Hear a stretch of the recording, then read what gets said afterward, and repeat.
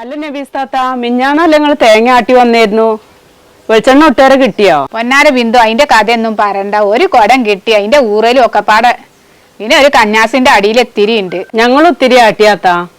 തേങ്ങ ഇല്ലാത്തോണ്ടേ ഞങ്ങൾക്കും കുറച്ച് എണ്ണ കിട്ടിയിട്ടുള്ളൂ. അനക്ക് കുറച്ചായാലും ബിന്ദു ആർക്കും കൊടുക്കണ്ടല്ലോ. ഇവിടെ അങ്ങനെയല്ല, ഇവിടെ സൂറാബിക്ക് കൊടുക്കണം.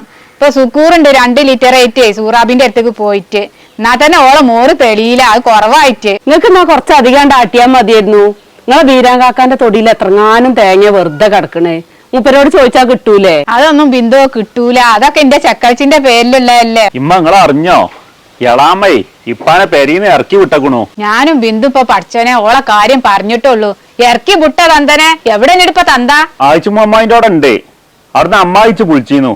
അമ്മായിനായിട്ട് വർത്താനം പറഞ്ഞിരിക്കേണ്ട അടിയിലേ ഇപ്പൊ ഒന്ന് കൊയഞ്ഞക്കണു.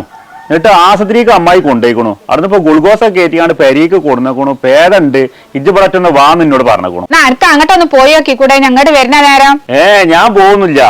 സുക്കൂർ അവിടെ ഓനോട് പോവാൻ പറയൊന്ന്. എന്താ ബസജി പറയണത്? എങ്ങനെയായാലും അവനാന്റെ ഉപ്പയല്ലേ, ഒന്ന് പോയൊക്കെ അവിടെ. ബിന്ദു പറഞ്ഞ മാറി തന്നെ അബ്ബാസ് ഇജ്ജ് ഒന്ന് പോയി ഒക്കെ. ഒന്നിനാത്രം പോകുന്ന 2 ആമക്കൾ ഉണ്ടായിട്ട് ഒന്ന് ചെന്നീലാന്ന് പറയും നാട്ടുകാര്. ബാപ്പ വേറെ പെണ്ണെട്ടിയപ്പോളേ ഈ നാട്ടുകാരൊക്കെ കജ്ജൊട്ടി ചിരിച്ചേന്നു. ഇപ്പൊ ഞാൻ ചെല്ലാത്തീനെ ആൾക്കാരെല്ലാരും പറയും. ഞാൻ ഏതായാലും പോവില്ല.